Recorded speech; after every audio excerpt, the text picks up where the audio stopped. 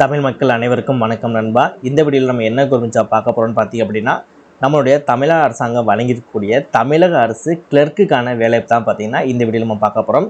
So இந்த clerk வேலைவாய்ப்பு நிறைய பேர் எதிர்பார்த்துங்கிற ஜாப்பு. ஸோ இப்போ அந்த ஜாப் வந்திருக்கு அப்படின்ற போது வீடியோவை ப்ராப்பராக பார்த்து ப்ராப்பராக அந்த ஜாப்பை யூஸ் பண்ணிக்கோங்க. இந்த ஜாப்போட கல்வி தகுதியை பொறுத்த வரைக்கும் 10ஆம் வகுப்பு 12ஆம் வகுப்பு ITI diploma or any degree இல்லை நீங்கள் எது படித்தாலுமே சரி உங்களோட குவாலிஃபிகேஷனை வச்சு இந்த ஜாப்புக்கு உங்களால் அப்ளை பண்ணிக்க முடியும். சேலரியை பொறுத்த வரைக்கும் உங்களுக்கு ஸ்டார்டிங்லேயே பார்த்திங்க அப்படின்னா 28,200 வரைக்கும் உங்களுக்கு தருவதாக அறிவிச்சிருக்காங்க. அண்ட் நீங்கள் அப்ளை பண்ணி முடிக்க வேண்டிய கடைசி தேதி அடுத்த வருடம் 2026 1ஆம் மாதம் 20ஆம் தேதி, கிட்டத்தட்ட 20 நாட்கள் வரைக்கும் உங்களுக்கு டைம் இருக்குது. ஸோ ப்ராப்பராக வேலையை தெரிஞ்சுக்கிட்டு ப்ராப்பராக அந்த ஜாப்க்கு அப்ளை பண்ணுங்கள். இதுதான் அவங்க அஃபிஷியலாக ரிலீஸ் பண்ணியிருக்க நோட்டிஃபிகேஷன். அண்ட் இதுதான் பார்த்தீங்கன்னா நீங்கள் அப்ளை பண்ணக்கூடிய உங்களுக்கான அப்ளிகேஷன் ஃபார்ம். நீங்கள் அப்ளிகேஷன் ஃபார்மை ஃபில் பண்ணி நீங்கள் போஸ்ட் மூலமாக நீங்கள் அப்ளை பண்ணுற மாதிரி இருக்கும். அது எப்படி அப்படின்றது ஷார்ட் டெமோ இந்த வீடியோக்கு நான் ஷோ பண்ணுறேன். ஸோ ப்ராப்பராக வீடியோ ஃபாலோ பண்ணுங்கள். நெக்ஸ்ட் இதுதான் பார்த்தீங்கன்னா இந்த ஜாப்க்கான அஃபிஷியலாக கவர்மெண்ட் சைட்லேருந்து ரிலீஸ் பண்ணியிருக்கக்கூடிய கவர்மெண்ட்டோட அஃபிஷியல் வெப்சைட். ஓகேவா? ஸோ ஜாப் நீங்கள் அப்ளை பண்ண போகிறீங்க, உங்களுக்கு சூட்டபுளாக இருக்குன்னு நினச்சிங்க அப்படின்னா உங்களுக்கான நோட்டிஃபிகேஷன் லிங்க், அப்ளிகேஷன் லிங்க், உங்களுக்கான கவர்மெண்ட்டோட அஃபிஷியல் வெப்சைட் லிங்க், இந்த 3 லிங்க்குமே உங்களுக்கு தனித்தனியாக பார்த்திங்க அப்படின்னா கீழே டிஸ்கிரிப்ஷனில் உங்களுக்கு நான் கொடுத்துருப்பேன். ஸோ உங்களுக்கு எந்த லிங்க் தேவைப்படுதோ அதை கிளிக் பண்ணி ப்ராப்பராக அந்த ஜாப்க்கு அப்ளை பண்ணுங்க. இதே மாதிரி சூப்பரான கவர்மெண்ட் ஜாப் பற்றி நீங்கள் உடனுக்குடனே அப்படியே தெரிஞ்சுக்கணும், நீங்களும் நல்ல கவர்மெண்ட் ஜாப்பில் ஜாயின் பண்ணி நல்ல சேலரி வாங்கணும் அப்படின்னு நினைக்கிறீங்க அப்படின்னா நம்ம சேனல் உங்களுக்கு உண்மையிலே ஒரு சப்போர்ட்டிவான சேனலாக இருக்குன்னு நினச்சால் மட்டும் மறக்காமல் சேனலை சப்ஸ்கிரைப் பண்ணி பக்கத்தில் பெல் சிம்பிள் ஐக்கானை கிளிக் பண்ணி ஆல் அப்படின்னு ஆப்ஷனை கிளிக் பண்ணிக்கோங்க. முடிஞ்ச வீடியோ ஸ்கிப் பண்ணாமல் ஃபுல்லாக பார்த்து இந்த ஜாப்போட ஃபுல் டீட்டெயில்ஸ் தெரிஞ்சுக்கிட்டு அதுக்கப்புறம் இந்த ஜாப்க்கு அப்ளை பண்ணுங்கள். வாங்க வீடியோக்குள்ளே போய்ட்டு இந்த ஜாப்போட ஃபுல் டீட்டெயில்ஸ் தெளிவாக பார்க்கலாம். ஓகே நண்பா, நம்ம முன்னாடியே சொல்லியிருப்போம் கிளர்க்கான ஜாப் போஸ்டிங் தான் அப்படின்னு சொல்லிட்டு. ஸோ கிளர்க்கு இல்லாமல் இன்னுமே 3 போஸ்டிங் கொடுத்துருக்காங்க. அது என்னென்ன அப்படின்னா சோசியல் மார்க்கெட்டிங் மேனேஜருக்கு கொடுத்துருக்காங்க. இதுவுமே ஒரு சூப்பரான ஆப்பர்ச்சுனிட்டி தான். நெக்ஸ்ட்டு கிரெடிட் எக்ஸிக்யூட்டிவ்க்கு கொடுத்துருக்காங்க. அதுக்கப்புறம் ஆஃபீஸ் அசிஸ்டன்ட்டுக்கு கொடுத்துருக்காங்க. அதுக்கப்புறம் கிளர்க்கு கொடுத்துருக்காங்க. மொத்தமாக 4 விதமான வேலைவாய்ப்புகள் பார்த்தீங்கன்னா கொடுத்துருக்காங்க. ஸோ இந்த சோசியல் மார்க்கெட்டிங் மேனேஜருக்கான எஜுகேஷன் குவாலிஃபிகேஷனை பொறுத்த வரைக்கும் நீங்கள் மேக்ஸிமம் எனி டிகிரி நீங்கள் படிச்சிருந்து 2 இயர்ஸ் எக்ஸ்பீரியன்ஸ் இருந்தாலே போதும், நீங்கள் இந்த ஜாப்க்கு எலிஜிபிள். சேலரியை பொறுத்த வரைக்கும் 7,200 ஆரம்பித்து 28,200 வரைக்கும் தருவதாக அறிவிச்சிருக்காங்க.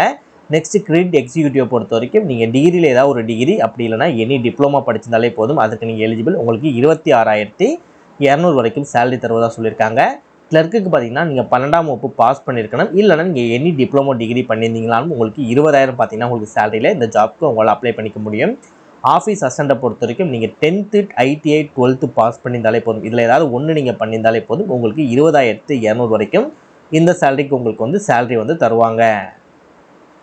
ஓகே, இப்போ எப்படி அப்ளிகேஷன் ஃபில் பண்ணலாம் அப்படின்றத பார்க்கலாம். ஸோ அப்ளிகேஷனோட லிங்க்கும் உங்களுக்கு கீழே கொடுத்துருவோம். அதை நீங்கள் ஒரு பிரிண்ட் அவுட் எடுத்துக்கோங்க. எடுத்துகிட்டு இந்த இடத்துல உங்களோட ஃபோட்டோஸ் ஒட்டி அது கூட சேர்த்து சிக்னேச்சர் போட்டுருங்க. இந்த இடத்துல நீங்கள் எதுவுமே பண்ணக்கூடாது. ஃபார் ஆஃபீஸ் யூஸ்ன்னு இருக்கு இல்லையா? ஸோ இந்த இடத்துல நீங்கள் எதுவுமே பண்ணக்கூடாது. அப்படியே விட்டுட்டு என்ன போஸ்டிங் அப்ளை பண்ண போகிறீங்களோ அந்த போஸ்டிங்கோட நேம் எழுதிக்கோங்க. ஒன்ஸ் நீங்கள் தமிழ் எழுதுறீங்கன்னா ஃபுல்லாகவே நீங்கள் தமிழில் ஃபாலோ பண்ணுங்கள். இங்கிலீஷ் எழுதுனா ஃபுல்லாகவே நீங்கள் இங்கிலீஷில் எழுதுங்க. ஸோ தமிழ் அண்ட் இங்கிலீஷை கலந்து எழுதாதீங்க. ஓகே, நெக்ஸ்ட் நீங்கள் உங்கள் அந்த பதவியோட பேரை எழுதிட்டு இதில் உங்களோட நேம் எழுதுற மாதிரி இருக்கும். இங்கிலீஷில் எழுதுனீங்க அப்படின்னா உங்களோட நேம் இந்த இடத்துல கேபிட்டல் லெட்டர் இன் பிளாக் லெட்டர்னு கொடுத்துருக்காங்க இல்லையா? ஸோ இந்த இடத்துல கேபிட்டல் லெட்டரில் எழுதிக்கோங்க உங்களோட இனிஷியலோட சேர்த்து. ஓகே, நெக்ஸ்ட்டு 12/12/2025 அன்னைக்கு வரைக்கும் உங்களுக்கு என்ன பிறந்த வயது அதையும் போட்டுட்டு உங்களோட டேட் ஆஃப் பர்த்தையும் நீங்கள் போடுற மாதிரி இருக்கும். இந்த இடத்துல நீங்கள் ஏஜ் ரிலாக்ஸேஷனில் வர்றீங்க அப்படின்னா, அதாவது வயது வரம்பில் வர்றீங்க அப்படின்னா ஆமாம் அப்படின்னு கொடுங்க, இல்லைனா இல்லை அப்படின்னு டிக் மார்க் கொடுங்க. நெக்ஸ்ட்டு நீங்கள் ஆணா பெண்ணா இல்லை 3ஆம் பாலினத்தரா அதையும் நீங்கள் கொடுத்துட்டு நெக்ஸ்ட்டு உங்களோட மேரேஜ் ஆயிடுச்சு அப்படின்னா உங்களோட கணவரோட பேர், அப்படி இல்லைனா உங்களோட தந்தையோட பேர், அப்படி பேரண்ட்ஸ் இல்லாதவங்க உங்களோட பாதுகாவலரோட பேர் கூட நீங்கள் மென்ஷன் பண்ணிக்கலாம். நெக்ஸ்ட்டு இதில் உங்களோட பெர்மனன்ட் அட்ரஸ் கொடுங்க, இதில் உங்களோட டெம்பரவரி அட்ரஸ் கொடுங்க, இதில் உங்கள் கூட மொபைல் நம்பர், நெக்ஸ்ட்டு உங்களோட இமெயில் ஐடி, உங்களோட எஜுகேஷன் கல்வி தகுதி, உங்களுக்கு வேறு எதுவும் நீங்கள் எதில் படிச்சிருக்கீங்க, மீடியம் சொல்லுவாங்கள்ல, தமிழ் மீடியமா இங்கிலீஷ் மீடியம் அந்த மாதிரி சொல்லுவாங்க இல்லையா? ஸோ அதை இந்த இடத்துல நீங்கள் தமிழ் மீடியம்னா தமிழ்னு கொடுங்க, இங்கிலீஷ் மீடியம்னா இங்கிலீஷ் சொல்லி கொடுங்க. நெக்ஸ்ட்டு உங்களோட நகரம் என்ன, உங்களோட சொந்த நகரம், அந்த என்ன கிராமம் அப்படின்றத நீங்கள் கொடுக்கணும். நீங்கள் குடியுரிமை இந்தியன் அப்படின்னா இந்தியன் அப்படின்றத கொடுத்துக்கோங்க. உங்களுக்கு முன்னால் அனுபவம் இருக்குன்னா எஸ் அப்படின்றத டிக் மார்க் பண்ணுங்கள், இல்லைனா நோ அப்படின்றத டிக் மார்க் பண்ணிக்கோங்க. நெக்ஸ்ட் நீங்கள் முன்னுரிமை ரிலேட்டடாக வரீங்க, இல்லைனா ஆதரவற்ற விதவைகள், இல்லைனா எக்ஸ் சர்வீஸ் மேனு, இல்லைனா இன்டர் காஸ்ட் மேரேஜ், அது அந்த மாதிரி கலப்பு திருமணம், அது இல்லாமல் மற்றவைகளில் நீங்கள் வரீங்க அப்படின்னா அது நீங்கள் என்ன அப்படின்றத படித்து பார்த்துட்டு நீங்கள் எஸ்னா எஸ் அப்படின்றத கொடுங்க, நோனா நோ பக்கத்தில் இருக்கக்கூடிய டிக் மார்க் பண்ணிக்கோங்க. நெக்ஸ்ட் நீங்கள் எந்த மதத்தை சார்ந்தவர் உங்களோட மதத்தோட நேமை நீங்கள் எழுதிக்கோங்க. நெக்ஸ்ட் நீங்கள் எந்த கேட்டகரியில் வரீங்களோ அந்த கேட்டகரிக்கு மேலே ஒரு டிக் மார்க் மட்டும் நீங்கள் பண்ணிவிட்டு இதில் உங்களோட கேஸ்ட் என்ன அப்படின்றத நீங்கள் மென்ஷன் பண்ணுற மாதிரி இருக்கும். நெக்ஸ்ட் நீங்கள் எம்ப்ளாய்மெண்ட் ஆஃபீஸர் ரிஜிஸ்டர் பண்ண அந்த ரிஜிஸ்ட்ரேஷன் நம்பர் இருக்கு இல்லையா? ஸோ அந்த நம்பர் இந்த பாக்ஸில் நீங்கள் எழுதுகிற மாதிரி இருக்கும். ஃபைனலாக நீங்கள் எந்த இடத்துல இருந்து அப்ளை பண்ண போகிறீங்களோ அந்த இடத்தோட பேர், எந்த டேட்டில் அப்ளை பண்ண போகிறீங்களோ அந்த டேட்டை போட்டு இந்த இடத்துல உங்களோட சிக்னேச்சர் வந்து நீங்கள் போட்டுக்கோங்க. அவ்வளோதான். இப்போ நம்ம வந்து அப்ளிகேஷன் ஃபில் பண்ணி முடிச்சாச்சு. நெக்ஸ்ட்டு அப்ளிகேஷன் அனுப்பும்போது என்ன மாதிரி டாக்குமெண்டேஷன்லாம் வச்சு அனுப்பணும், அது என்ன மாதிரி விஷயங்கள்லாம் இருக்கணும் அப்படின்றத வந்து கொடுத்துருக்காங்க. ஸோ அதுவும் ரொம்ப முக்கியமான விஷயம். மொத்தம் 9 பாயிண்ட்ஸ் வந்து கொடுத்துருக்காங்க. அதுவும் என்னென்ன அப்படின்றத இதிலே நான் சொல்லிடுறேன். நெக்ஸ்ட்டு நீங்கள் அப்ளிகேஷன் அப்ளை பண்ணும்போது உங்களோட கையெழுத்தில் தான் வந்து எழுதியிருக்கணும், வேறு யாரும் எழுதி கொடுக்கக்கூடாது அப்படின்ட்டுருக்காங்க. Blue colour or black colour பெண்ணை தான் நீங்கள் யூஸ் பண்ணணும் எழுதும்போது அப்படின்ட்டுருக்காங்க. அதுவும் நீங்கள் எழுதக்கூடிய ஒவ்வொரு வார்த்தைகளும் கேபிட்டல் லெட்டர் தான் இருக்கணும்ன்றிருக்காங்க. நெக்ஸ்ட்டு அதில் கொடுத்துருக்கக்கூடிய எல்லா இதுவுமே நீங்கள் ஃபில் பண்ணியிருக்கணும், எந்த பாக்ஸுமே நீங்கள் வந்து மிச்சம் வைக்கக்கூடாது அப்படின்ட்டுருக்காங்க. ஓகே. நெக்ஸ்ட் என்னமா டாக்குமெண்டேஷன் அனுப்பணும் அப்படின்னா SSLC certificate, HSC certificate, 10th 12th இல்லை ஐடிஐ பண்ணிங்கன்னா ஐடிஐ, இல்லை யூஜி டிப்ளமோ பண்ணியிருந்தீங்கன்னா அதோட சர்டிஃபிகேட் ஏதாவது ஒன்று வந்து இதில் என்ன நீங்கள் பண்ணியிருக்கீங்களோ அதோட ஏதாவது ஒன்று ஜெராக்ஸ் காப்பி நீங்கள் அனுப்பணும். அதே நேரத்தில் உங்களோட கம்யூனிட்டி சர்டிஃபிகேட், உங்கள் ஜாதி சான்றோட ஜெராக்ஸ் காப்பி, உங்களோட ஆதார் கார்டோட ஜெராக்ஸ் காப்பி, ரீசெண்டாக எடுத்துக்கக்கூடிய 2 பாஸ்போர்ட் சைஸ் ஃபோட்டோஸ் வச்சு நீங்கள் அனுப்புகிற மாதிரி இருக்கும். உங்களுக்கு இன்கம் சர்டிஃபிகேட் இருக்குது, வருமான வரி சான்றிதழ் இருக்குது அப்படின்னா நீங்கள் அனுப்பலாம். அப்படி இல்லைனா அவங்க வந்து தேவையில்லை அப்படின்ட்டாங்க. ஓகே. நெக்ஸ்ட் உங்களோட எக்ஸ்பீரியன்ஸ் சர்டிஃபிகேட் கம்பல்சரி வச்சு அனுப்பணும். நெக்ஸ்ட்டு எம்ப்ளாய்மெண்ட் ஆஃபீஸில் ரெஜிஸ்டர் பண்ண ரிஜிஸ்ட்ரேஷன் நம்பரோட காப்பி இருக்கும் தெரியுமா, அந்த ஜெராக்ஸ், அதையும் வச்சு நீங்கள் அனுப்பணும் அப்படின்ட்டு இருக்காங்க.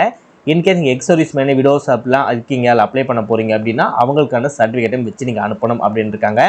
இந்த ஜாப்க்கு அப்ளிகேஷன் ஃபீஸ் இருப்பதாக சொல்லியிருக்காங்க. ஜென்ரல் யூஆர் ஓபிசி இடபிள்யூஎஸ் கேண்டிடேட்டுக்கு 500 ரூபாயும், எஸ்சி எஸ்டி கேட்டகரி ஆயிருக்கீங்க அப்படின்னா 250 ரூபா நீங்கள் பே பண்ணுற மாதிரி இருக்கும் அப்படின்னு இருக்காங்க.